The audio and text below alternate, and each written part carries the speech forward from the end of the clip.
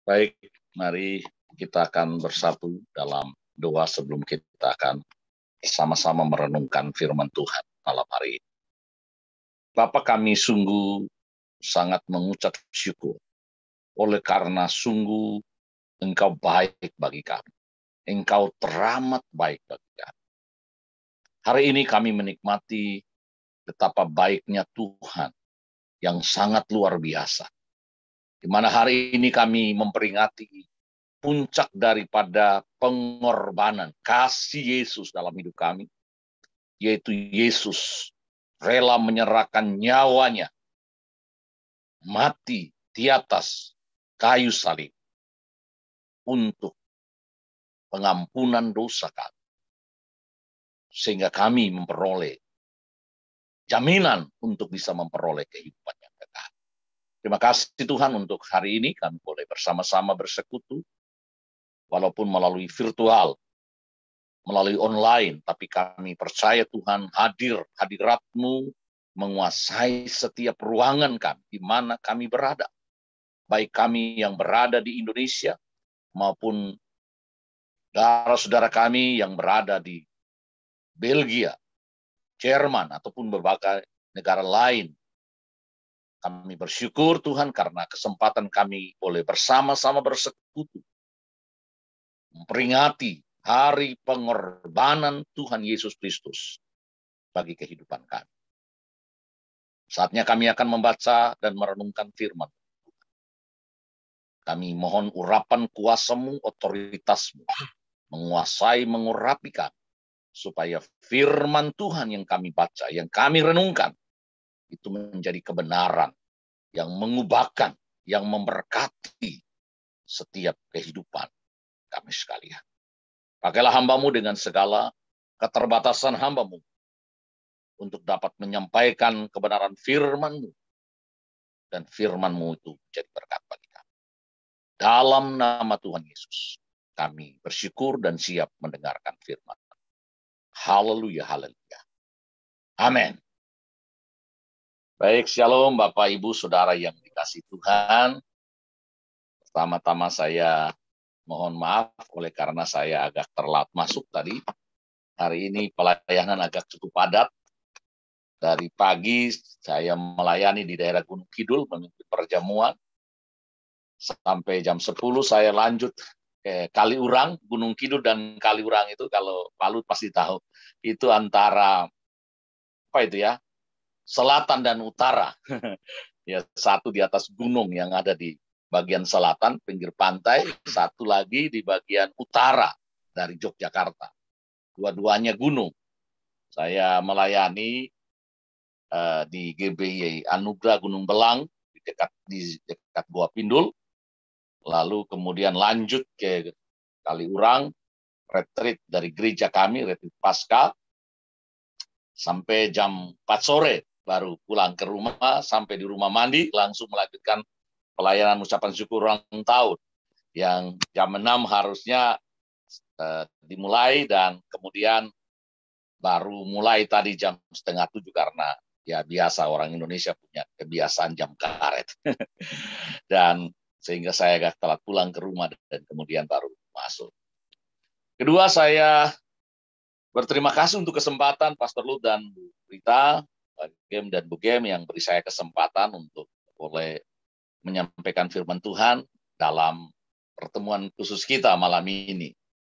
Saya memang akhir-akhir ini agak jarang atau hampir sering tidak ikut menara doa Belgia karena dua kegiatan waktunya bersamaan dengan kegiatan pelayanan di gereja. Hari Rabu kami ada doa tengah minggu, jamnya jam 6:30 di gereja sampai pulang jam 8:30. Dan kalau saya mau masuk pasti sudah hampir selesai. Kemudian hari Jumat kami ada kelompok sel atau komsel, jam 6:30 juga mulai dan pulang ke rumah 8:30. Sehingga akhirnya saya kalau masuk sudah telat, jadi sehingga saya mohon maaf tidak bisa bergabung karena kegiatan yang bersamaan. Baik Bapak Ibu Saudara yang dikasihi Tuhan, pada malam hari ini saya ingin menseringkan firman Tuhan berbicara tentang bagaimana kita melayani Tuhan. Di hari ini kita memperingati Yesus mengorbankan dirinya bagi kita, Yesus mati di atas kayu salib sebagai bukti kasih-Nya kepada kita. Nah, apa yang dapat kita lakukan untuk membalas kasih Tuhan? Apa yang bisa kita perbuat untuk membalas pengorbanan Tuhan Yesus yang rela menyerahkan dirinya, disalibkan, mati di atas kayu salib bagi kita. Selain kita melayani dan menyenangkannya. Itu yang bisa kita lakukan sebagai wujud ucapan syukur kita. Tanda terima kasih kita kepadanya. Yaitu ketika kita melayani Dia. Menyenangkan Dia. Tapi Bapak Ibu Saudara yang dikasihi Tuhan, kalau berbicara tentang pelayanan, maka seringkali pelayanan itu bisa menjadi sesuatu yang hanya seperti kewajiban, rutinitas. Sehingga kita melakukannya, ya udah itu memang kita lakukan karena itu sudah tugas saya. Kalau saya itu harus melayani, baik itu sebagai worship leader ataupun sebagai singer, pemain musik, penyampai firman, atau bentuk pelayanan apapun. Nah itu kan sudah tugas yang diberikan kepada saya, sehingga saya lakukan. Hanya sekedar tugas atau semacam kewajiban. Sehingga seringkali pelayanan kita itu hanya sifatnya rutinitas. Dan tidak memberi dampak yang berarti bagi orang yang kita layani. Bahkan bagi kita sendiri. Nah, pada malam hari ini saya akan membagikan firman Tuhan bagaimana kita melayani itu dengan hati. Bukan sekedar kita melayani karena kecakapan kita, kemampuan kita, pengalaman kita, tetapi karena hati kita yang kita gunakan untuk melayani Tuhan. Nah, saya minta Pak Lut bisa share screen, tadi saya sudah kirim. Nah, ini firman Tuhan yang kita sama-sama renungkan, kita pelajari malam ini. Melayani dengan hati. Memang ini rasanya sepertinya sepertinya sesuatu yang biasa. Ya saya melayani juga dengan hati. Tapi kita akan melihat bahwa pelayanan yang kita lakukan, apakah itu dengan hati atau tidak? Karena itu akan berdampak kepada setiap hati orang yang kita layani. Sebabnya mari kita bersama-sama memperhatikan firman Tuhan, bagaimana kita bisa melayani dengan hati. Sehingga pelayanan kita itu menyenangkan hati Tuhan. Dan menjadi berkat bagi orang-orang yang menerima pelayanan kita. Bahkan bagi kita sendiri. Silakan dilanjutkan. Ya. Bacaan kita satu ayat saja saya ingin kita renungkan dari Amsal pasal 3. Amsal pasal 3 ayatnya yang Amsal pasal 4 ayatnya yang ketiga. Firman Allah berkata begini. Jagalah hatimu dengan segala kewaspadaan. Karena dari situlah terpancar kehidupan. Jadi firman Allah berkata, jagalah hatimu dengan segala kewaspadaan. Jadi hati kita itu perlu dijaga. Dan bukan hanya sekedar dijaga, tapi dengan segala kewaspadaan. Waspada itu artinya siap sedia. Jadi tidak sekedar jaga, tapi dengan siap sedia menjaga hati kita. Hati kita tidak terjadi begitu saja, tetapi harus dijaga. Karena Alkitab berkata, dari hati kita terpancar kehidupan. Jadi yang membuat kehidupan kita seperti apa, itu tergantung dari hati. Dari hati kita lah memancar siapakah diri kita? Bagaimanakah kehidupan kita? Karena kita berkata, dari hati kitalah terpancar kehidupan.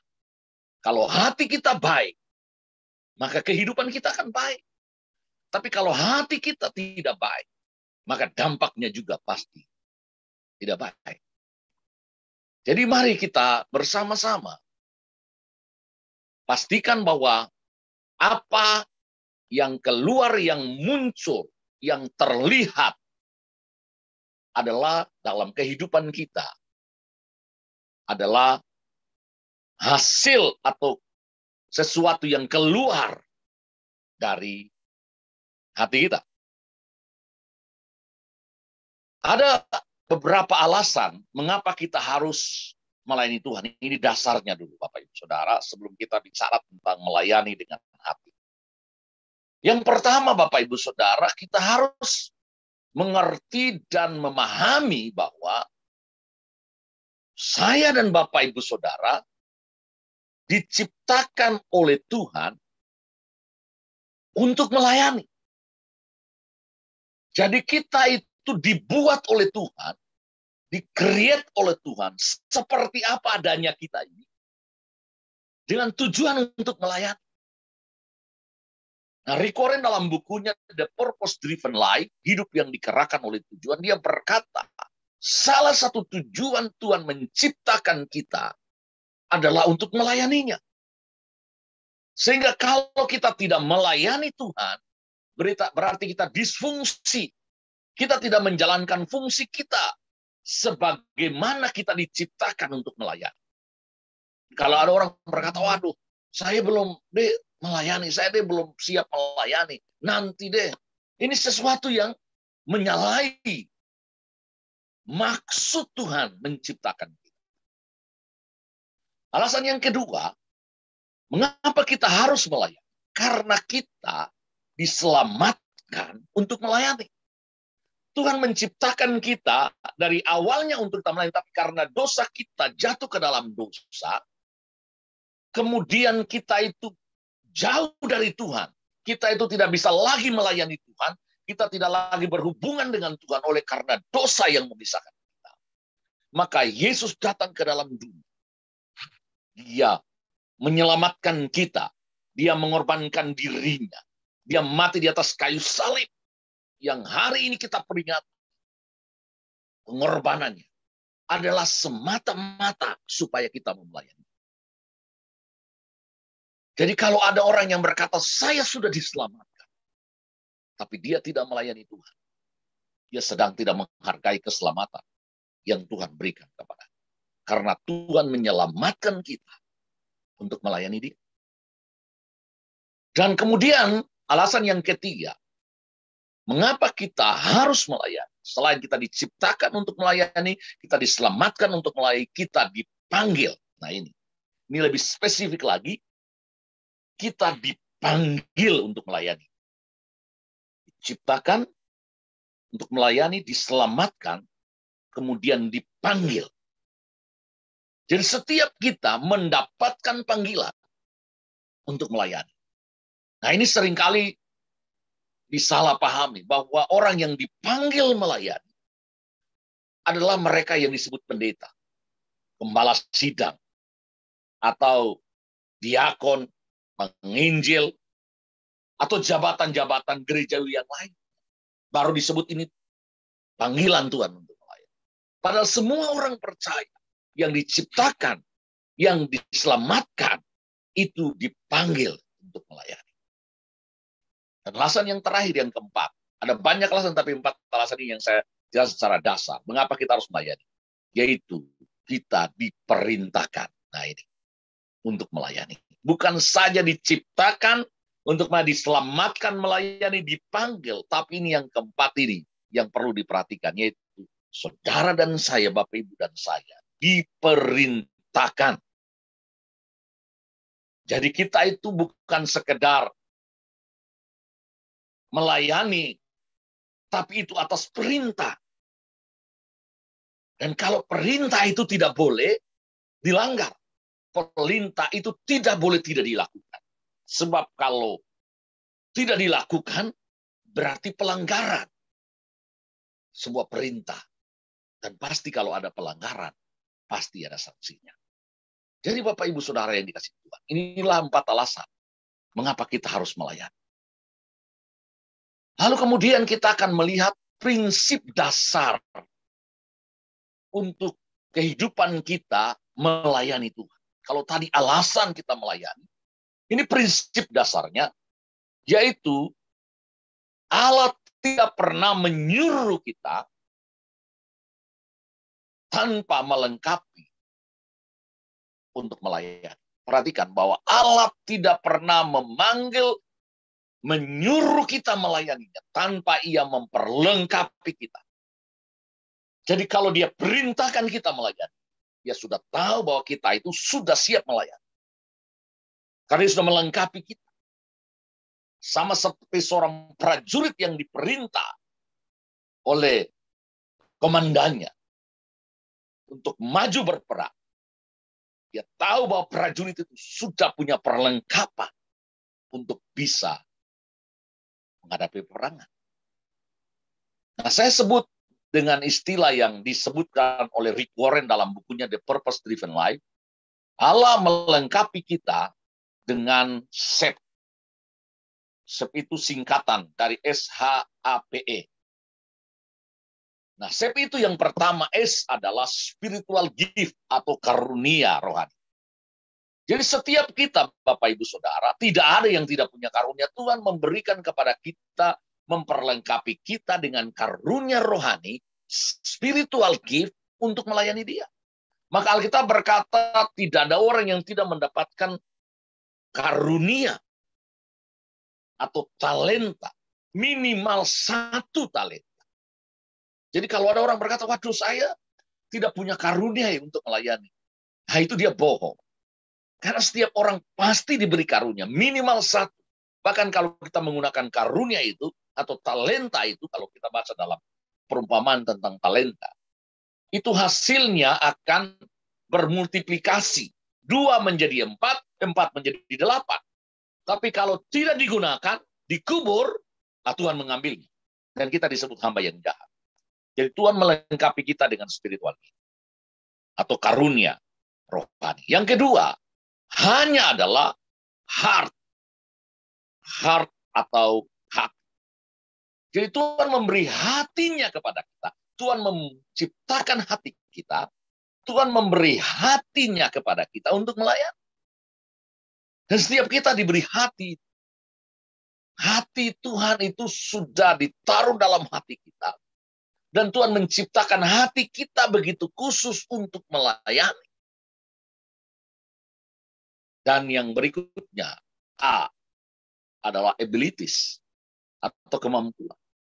Kita setiap orang punya kemampuan yang berbeda-beda. Dan kemampuan itu Tuhan berikan melayani. Kemudian personality atau kepribadian. Setiap orang punya kepribadian yang berbeda-beda.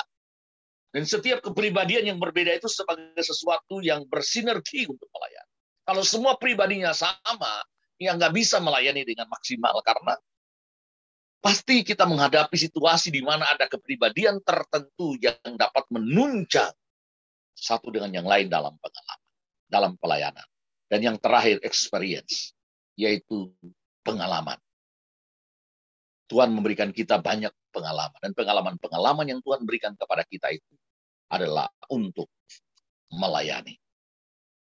Nah, itu prinsip dasar dan alasan kita melayani. Nah, selanjutnya mari kita akan perhatikan alasan yang kita ketahui untuk melayani. Prinsip dasar kita sudah ketahui sekarang. Mari kita melayani dengan hati. Serve with heart. Nah, mengapa kita melayani dengan hati? Bukankah orang bisa melayani dengan keterampilan, dengan pengalaman, dengan yang tadi kita miliki, karunia, itu saja sudah cukup. Tuhan melengkapi kita dengan itu. Tetapi mengapa kita harus melayani dengan hati? Nah, Bapak Ibu Saudara, kita melihat alasan mengapa kita melayani dengan hati. Yang pertama dikatakan, hati adalah tempat berkumpulnya segala keinginan, segala harapan, segala minat, segala ambisi, dan kasih sayang. Jadi hati itu tempat berkumpul, tempat tinggalnya segala keinginan kita di hati. Dari hati muncul keinginan. Dari hati muncul harapan. Dari hati muncul minat, ambisi, impian, bahkan kasih sayang. Maka kalau kita tidak melayani dengan hati, maka kita akan kehilangan ini. Karena hati itulah yang melahirkan apa yang disebut dengan segala keinginan, harapan, minat, ambisi, bahkan kasih sayang. Sehingga kalau kita melayani dengan hati, kita menggunakan segala resources yang Tuhan taruh di hati kita. Dan kita melayani, menggunakan apa yang Tuhan taruh di hati. Demikian juga Bapak Ibu Saudara, hati itu menjadi sumber dari segala motivasi, apa yang kita kerjakan, dan apa yang paling kita pedulikan. Jadi bukan sekedar tempat berkumpulnya segala keinginan, harapan, minat, ambisi, dan kasih sayang. Tetapi hati itu juga menjadi sumber. Itu sumber dari segala motivasi kita. Kalau motivasi kita itu baik, itu sumbernya dari hati yang baik. Kalau motivasinya jahat, itu sumbernya dari hati yang jahat. Karena semua itu berasal dari hati. Karena kitab tadi berkata, dari hatilah terpancar kehidupan. Segala sesuatu muncul termotivasi dari hati. Apa yang kita suka kerjakan, apa yang paling kita pedulikan, sumbernya semuanya dari hati. Lalu kemudian yang ketiga, mengapa kita melayani dengan hati? Karena hati itu menunjukkan siapa sesungguhnya kita. Keadaan yang sebenarnya kita itu muncul dari hati. Orang bisa saja menutupi hatinya dengan sesuatu yang disebut dengan casingnya atau tampilan luar. Tetapi lama-kelamaan casing itu akan terbongkar. Tampilan luar terbongkar. Orang akan tahu sesungguhnya siapa kita sesungguhnya. Itu dari hati kita. Sehingga Bapak Ibu Saudara dan saya akan terlihat siapa kita itu dari hati kita. Maka ada istilah dalam bahasa Inggris itu, don't judge the book by the cover. Jangan menilai buku itu dari sampulnya. Karena belum tentu sampul itu menunjukkan isinya. Sampul menarik, tapi isinya belum tentu. Sampulnya kelihatan biasa saja, tapi isinya bisa luar biasa. Maka jangan menilai dari casingnya, dari tampilannya, tapi dari hatinya. Saya yakin ibu-ibu pasti mengerti istilah yang disebut, atau kita semua mengerti dengan istilah yang disebut dengan inner beauty. Kecantikan dari dalam. Memang orang pasti suka juga kecantikan luar. Tampilan luar. Tetapi sesungguhnya yang paling utama adalah dari dalam. Untuk apa tampilannya menarik? Luarnya cantik. Tapi dalamnya tidak baik. Dalamnya rusak. Tentu kalau kita ditanya, apalagi kalau kita para suami atau laki-laki ditanya mau milih mana, cantik dalam atau cantik luar. Inner beauty, cantik hatinya, cantik perilakunya, atau cantik parasnya. Ya kita maunya dua-dua, Pak. Parasnya cantik, hatinya juga baik. Ya. Tapi seringkali bisa jadi parasnya luarnya cantik, tapi hatinya tidak seperti itu. Banyak orang-orang cantik yang menarik, tapi kehidupannya, kelakuannya tidak baik. Dan seringkali kita lihat tampan cantik, jadi public figure, orang banyak menggemari, penggemarnya banyak, tapi kelakuannya tidak baik. Karena cantik, karena ganteng, dia bisa kawin cerai. Baru sebentar, udah cerai, kawin lagi, cerai, kawin lagi. Itu adalah bagian dari perilaku, dari hati. Siapa sesungguhnya kita. Maka jangan sampai kita hanya berusaha menunjukkan tampilan luar kita yang baik. Tetapi dari hati kitalah kita harus menunjukkan bahwa siapa kita sesungguhnya. Dan kita melayani dengan hati kita. Nah, Bapak Ibu Saudara yang dikasih Tuhan, lalu sekarang pertanyaannya, ciri-ciri orang yang melayani dengan hati itu bagaimana? Jangan sampai kita berkata, saya melayani dengan hati. Tapi bagaimana mengukurnya?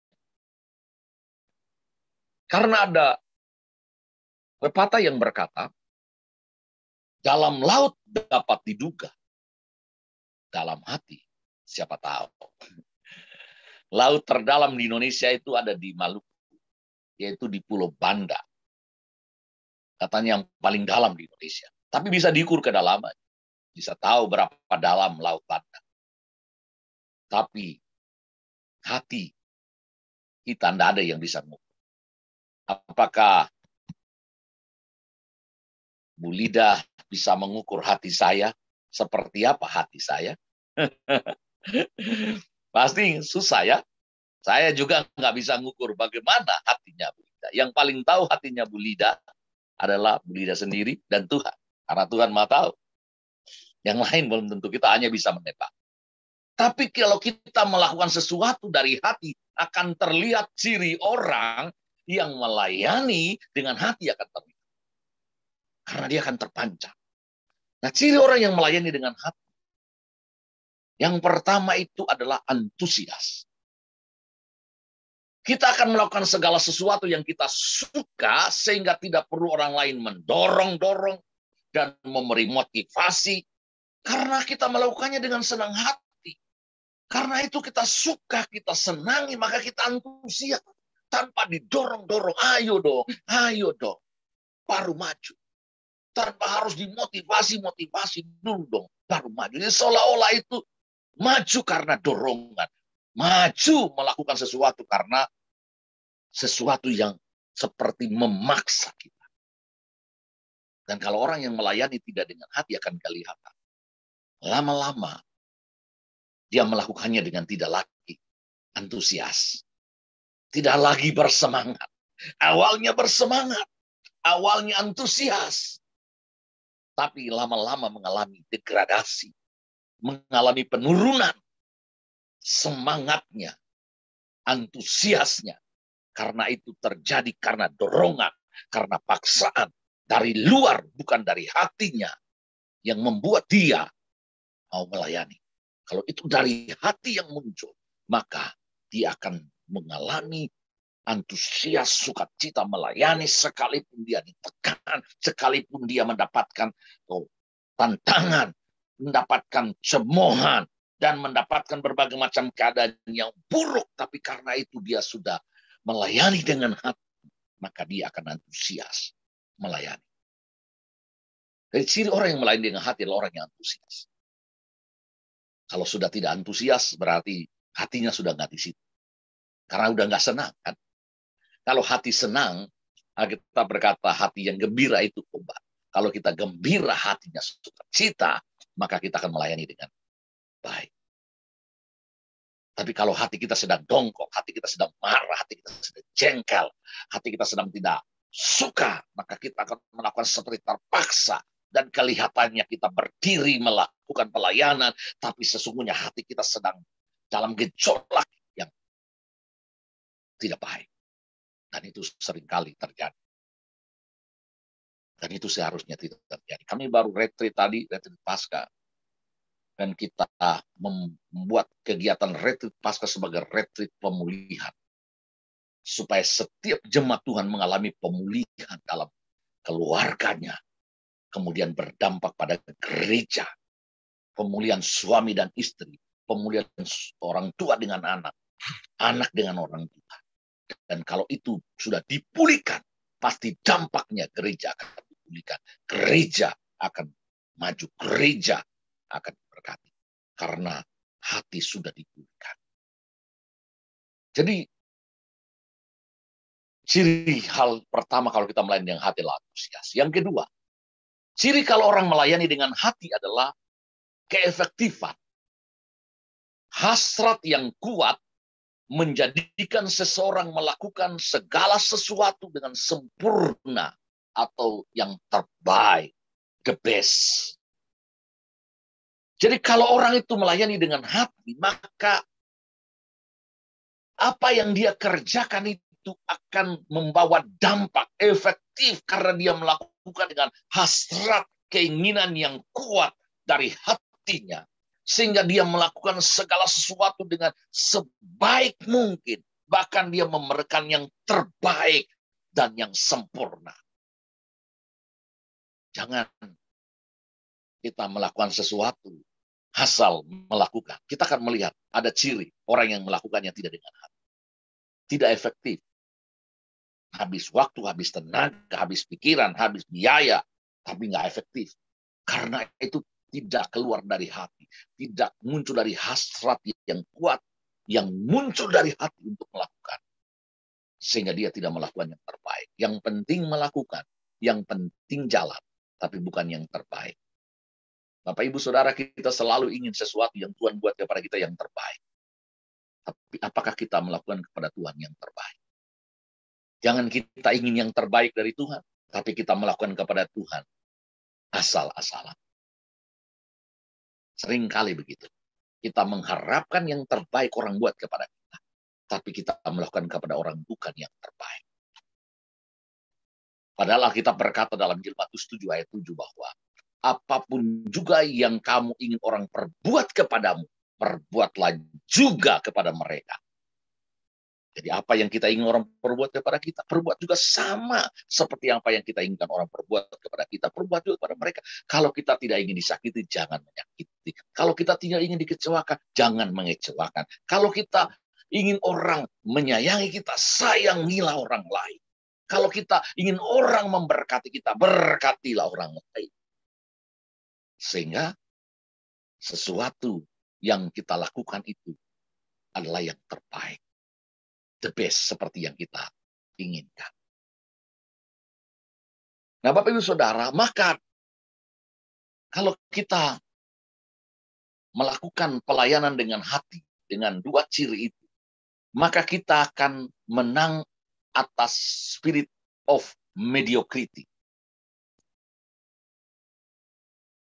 Jadi spirit of mediocrity adalah suatu kehidupan tanpa tujuan, visi, dan misi.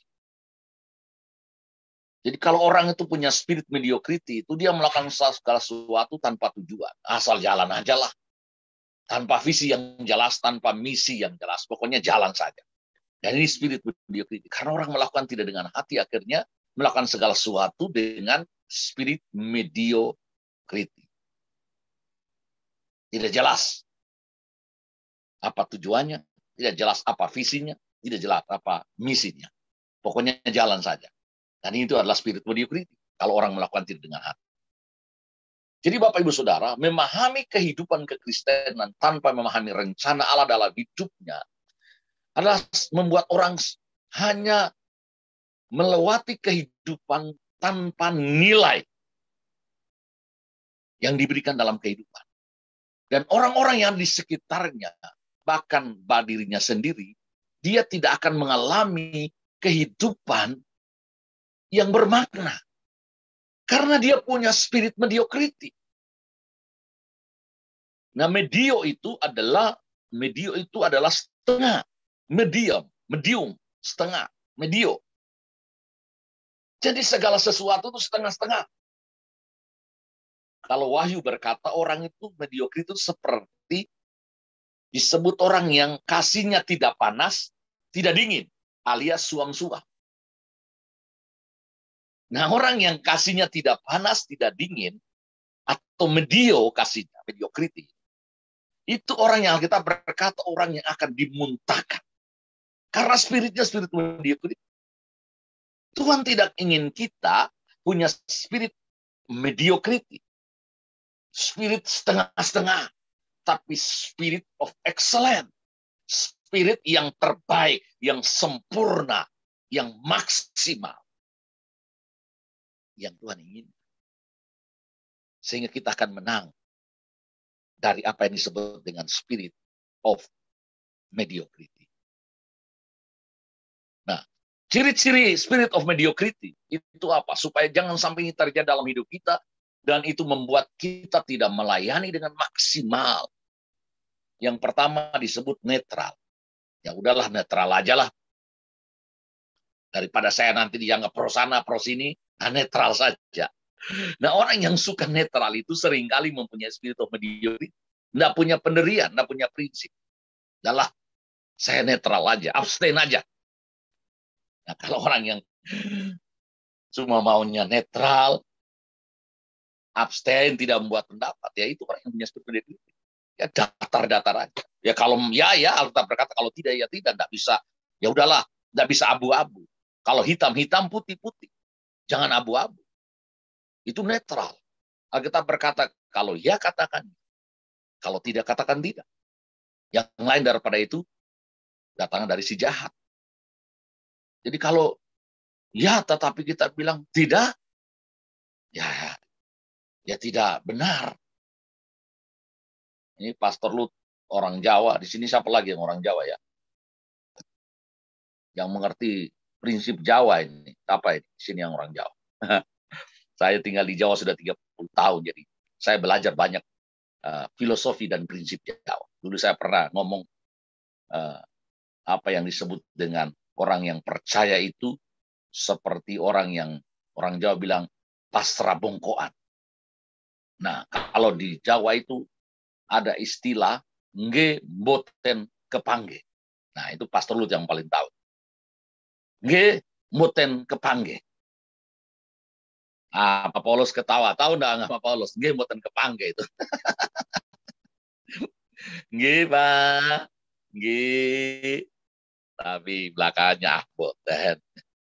Namanya nge mboten kepangge. Benar ya Pak Lut ya itu ya? Maksudnya ya. Maka ini Pak Lut pakai Blangkon Solo atau Blangkon Jogja itu, Pak? Blangkon Bandung, Jawa Barat. Wah, luar biasa. Karena ada Blangkon yang katanya itu ada filosofinya juga itu, Pak. Di depannya rata, di belakangnya ada benjolannya katanya. Ada katanya itu di depannya nge, tapi di belakangnya awas loh ya, awas loh ya. Nah, itu nggak boleh ya. Ya nggak boleh, anak Tuhan nggak boleh begitu. Kalau ya, tidak, jangan nggih Pak, nggih. Tapi ternyata di belakangnya awas ya. Saya kalau ngomong sama jemaat atau pengurus gereja saya bilang begini, lebih baik di rapat kita bisa rame, bahkan mungkin bisa bertengkar, berdiskusi tidak apa-apa, tapi semuanya beres, semuanya ngomong dengan baik daripada di rapat nggih Pak, nggih, tapi di belakang gerundel kata orang Jawa. Gerundel itu mulai ngomong sana, aduh kok begini ya, kok begini. Loh kenapa tadi di rapat tidak ngomong? Kenapa tadi di waktu pertemuan tidak ngomong? Di belakang baru ngomong sih. Saya biasanya nggak suka. Kami kalau ada kongres atau musyawarah besar, saya 10 tahun jadi ketua komisi organisasi di sinode kami, dan seringkali membuat aturan-aturan dalam sinode. Dan seringkali di rapat orang itu sepertinya, wah dia oke setuju. Ini aturannya setuju. Tapi nanti di belakangnya mereka bilang, wah ini kok begini. Loh, saya bilang ngapain tadi waktu rapat, waktu kongres, waktu pembahasan di komisi, kamu nggak bicara, kamu nggak sampaikan pendapatmu bahwa ini kok begini, ini kurang baik, itu tidak cocok. Nanti kalau sudah setuju, sudah diketok palu, baru di belakangnya kamu ngomong, itu namanya kamu nggak fair. Kamu nggak katakan ya di atas ya, tidak di atas. Tapi kan ya kita kan begini Pak, nanti nggak enak kalau ngomong. Loh ya nggak bisa. Netral seperti itu tidak bisa. Itu spirit of mediocrity. Setengah-setengah. Rata-rata atau asal-asalan. Itu spirit mediocrity. Kalau kita setengah-setengah, rata-rata saja, asal-asalan saja dalam pelayanan, ya udahlah. Pokoknya ya seperti rata-rata orang aja lah. Nah, itu spirit mediocrity. Pelayanan dengan hati nggak boleh spirit of mediocrity. Kemudian selalu cari alasan. Waduh, ini begini Pak. Aduh, gini Pak. Jadi kalau orang yang suka cari alasan itu spiritnya spirit mediocrity. Harusnya kalau orang spirit of excellence, nggak cari-cari alasan. Dia cari cara, bukan cari alasan. Orang malas cari alasan. Orang rajin cari cara. Nah ini yang saya katakan. Kalau orang malas selalu cari alasan. Aduh, gini saya baru, aduh, gini. Nah ini cari alasan. Tapi kalau dia rajin cari cara, oh caranya gimana ya? Caranya gimana ya kita lakukan? Itu spirit of excellence. Kalau spirit of mediocrity selalu cari alasan. Jadi kalau tanya orang banyak alasan ini, itu orang punya spirit mediocrity. Dia nggak melayani dengan hati. Dia melayani dengan asal-asalan dengan spirit. Lalu selalu mencari aman. Yang penting amanlah daripada nanti saya tidak disukai, daripada saya nanti dibicarakan, diomongin orangnya, ada amanlah. Nah itu spirit mediocrity. Dan spirit mediocrity ini seringkali menguasai kehidupan banyak orang dalam hidupnya dalam melayani. Jadi selalu tidak proaktif, selalu menunggu, selalu pasif, tidak pernah proaktif, dia selalu tidak berpikir. Tadi saya katakan orang rajin selalu cari cara, proaktif. Gimana ya ini ya, bagaimana ya ini ya, supaya bisa jalan itu gimana? Bukan cari alasan, duh ini kok begini, aduh kok begini. Nah ini orang malas. Orang yang punya spirit mediocrity yang selalu cari alasan, alasan ini, alasan itu, nggak akan habis alasan. Tapi dia akan cari cara. Oh begini caranya. Oh ini apa yang bisa saya lakukan. Caranya kalau ini tidak cocok. Oh saya buat coba ini. Cari cara bagaimana melakukan sesuatu. Dia proaktif. Bukan dia pasif. Nah ini adalah ciri-ciri mediocrity. Dan kemudian, nah ini. Salah satu ciri mediocrity adalah menyenangkan orang. Semata-mata kesenangan orang yang tinggi ya sukalah. Tidak apa-apa. Ya itu tadi. Geboten kepake tadi. Lalu ciri-ciri spirit of excellence itu bagaimana? Kalau tadi mediocrity, sekarang spirit of excellence. Kita harus punya ini. Melayani dengan hati ini harus punya spirit of excellence. Tidak boleh spirit of mediocrity. Kita harus tinggalkan, kita harus lepaskan. Tidak boleh melayani Tuhan dengan spirit of mediocrity, tapi harus melayani dengan spirit of excellence. Nah, spirit of excellence adalah memiliki respon yang positif dalam segala hal. Atau orang sebut dengan positive thinking. Banyak orang yang belum apa langsung sudah pikir, aduh. Nah, indah itu. Spirit of excellence itu selalu berpikir positif. Selalu merespon sesuatu dengan positif. Orang mau berbuat apa selalu melihat hal positif dari semua yang terjadi. Walaupun itu sakit, walaupun itu membuat situasinya tidak enak. Tapi selalu melihat ada sesuatu yang baik di antara hal yang menyakitkan, yang tidak enak. Selalu ada hal yang positif dari setiap hal yang tidak baik. Dan banyak sekali kita menemukan orang yang punya spirit excellent ini melihat segala sesuatu dengan positif sehingga hasilnya positif. Sebab kalau kita selalu berpikir negatif, ya apapun yang baik selalu negatif. Orang lakukan yang baik pun kita katakan enggak, itu enggak baik. Karena sudah spiritnya tidak excellent. Jadi milikilah spirit excellent dengan cara memiliki respon yang positif dalam segala hal. Kemudian komitmen penuh. Nah ini. Orang yang punya spirit of excellence dalam melayani Tuhan, melayani dengan hati, maka dia punya komitmen penuh. Bukan sekedar, tapi berkomitmen penuh. Pokoknya totalitas. All out. Dan berkomitmen. Pokoknya kalau saya seperti ini, saya akan melakukannya. Apapun keadaannya, apapun situasinya, kalau saya sudah berkomitmen, saya pegang komitmen. Saya pegang apa yang saya katakan. Itu yang kita belajar dari Hana yang meninggalkan legacy itu adalah meninggalkan contoh bagaimana dia berkomitmen penuh. Dia berkata kepada Tuhan, kalau Tuhan memberikan saya seorang anak laki-laki, maka saya akan menyerahkan dia kepada Tuhan seumur hidupnya. Dan ketika Tuhan memberi dia karunia anak, Tuhan membuka kandungan yang dulu ditutup oleh Tuhan. Kalau kita baca dalam 1 Samuel 1, Hana akhirnya punya anak, namanya Samuel. Dia komitmen kepada Tuhan, bahwa dia sudah bernasar kalau dia dapatkan anak, dia berikan kepada Tuhan. Maka anak semata wayangnya, satu-satunya yang dia tunggu lama, dia berikan kepada Tuhan. Sama seperti Abraham menyerahkan Ishak kepada Tuhan. Karena sudah berkomitmen. Spirit of excellence harus selalu komitmen. Kalau kita melakukan sesuatu tanpa komitmen, itu berarti kita tidak melakukan dengan hati, dengan spirit of excellence. Spirit of excellence. Kemudian memberi yang terbaik. Kemarin saya khotbah minggu lalu, hari Minggu di GBI Miracle Service. Pak Timotius Sardono, Pak Lut pasti kenal. Dan saya khotbah memberi yang terbaik. Kemudian ada orang, Pak, ini pesanan pendeta ya? Loh, saya nggak dipesan, ini memang Tuhan beritahu kepada saya, Tuhan menggerakkan hati saya untuk bicarakan ini. Saya nggak Pak nanti khotbah temanya ini ya, nanti ngomong tentang memberi ya, enggak. Karena saya berkata, kalau kita mau diberkati Tuhan, kita harus memberkati. Kita harus memberi yang terbaik. Kalau maunya kita dapat yang terbaik, tapi kita tidak memberi yang terbaik, nggak bisa. Itu rumus Tuhan itu dikatakan jelas, barang siapa memberi, dia akan diberi. Jangan terbalik. Diberi dulu baru memberi. Ini banyak orang yang salah. Itu bukan rumusnya Tuhan. Itu bukan definisi dari Tuhan. Siapa memberi, dia akan diberi. Siapa menabur, dia akan menuai. Mau menuai bagaimana kalau menabur? Bagaimana mendapatkan kalau?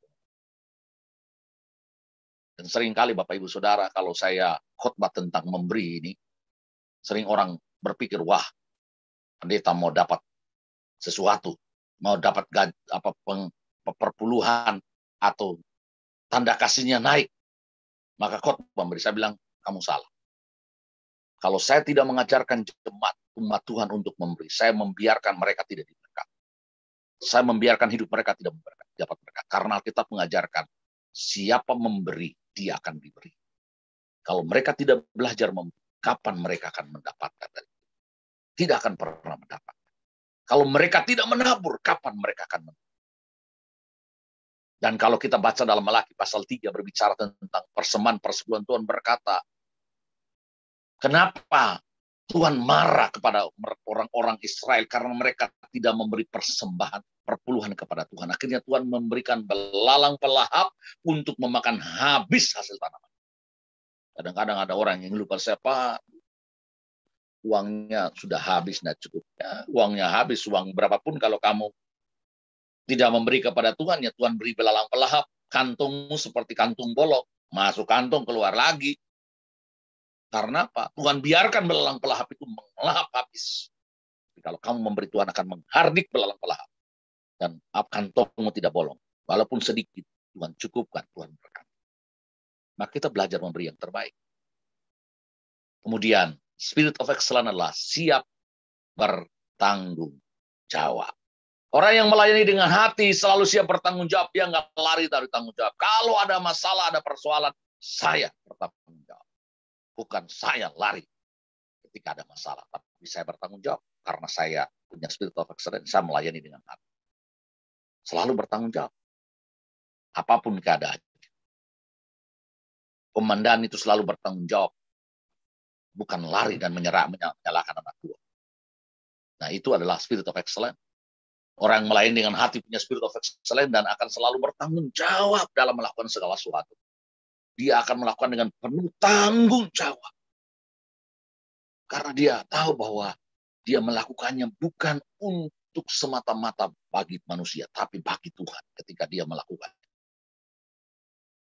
Maka kalau kita melakukan sesuatu, kita harus berpikir dan penuh tanggung jawab. Karena itu kita sedang melakukannya bagi Tuhan. Alkitab berkata, apapun yang kamu lakukan, lakukanlah bukan seperti kepada manusia, tapi kepada Tuhan. Maka kita akan melakukan dengan penuh tanggung jawab karena kita melakukannya kepada Tuhan. Kemudian orang yang punya spirit of excellence adalah orang yang tekun. Orang yang melakukan segala sesuatu dengan tekun. Dan orang yang tekun pasti akan mendapatkan hasil yang baik. Nah, Bapak Ibu, ini yang merupakan sharing firman Tuhan yang dapat saya bagikan buat kita malam ini. Mari kita melayani dengan hati, sehingga kita akan muncul spirit of excellence dan bukan spirit of mediocrity. Yang muncul dalam hidup kita adalah spirit of excellence, dan kita akan menyenangkan hati Tuhan karena kita melayani dengan hati yang tertuju kepada Tuhan. Mari kita berdoa bersyukur untuk firman Tuhan. Bapak, terima kasih untuk malam ini. Di hari kami memperingati hari pengorbanan Tuhan Yesus, kami diajarkan untuk melayani Tuhan dengan hati karena Tuhan sudah memberi segala-galanya, mengorbankan segala-galanya, bahkan nyawanya bagi kami. Sehingga kami akan mau melakukan yang terbaik dengan hati kami. Kami melayani dari hati ke hati, heart to heart. Melayani orang dengan hati kami sehingga kami menjamah setiap hati orang. Dari hati ke hati. Bukan hanya dari knowledge to knowledge. Tapi dari hati ke hati. Orang akan dijamah hatinya. Diubah hatinya. Kami melayani dengan hati. Dengan spirit of excellence. Terima kasih Tuhan. Untuk kebenaran firman Tuhan malam ini. Kami belajar bagaimana kami melayani Tuhan dengan hati, karena dari hatilah terpancar kehidupan. Kami harus menjaga hati kami, karena dari hatilah terpancar kehidupan. Terima kasih Tuhan, kami selesai mendengarkan firman Tuhan yang akan berbicara lebih dalam, lebih jelas di hati pendengaran kami, untuk kami lakukan, kami jalankan dalam setiap kehidupan kami. Dalam nama Tuhan Yesus, kami bersyukur atas firman. Haleluya, haleluya. Amin. Tuhan memberkati.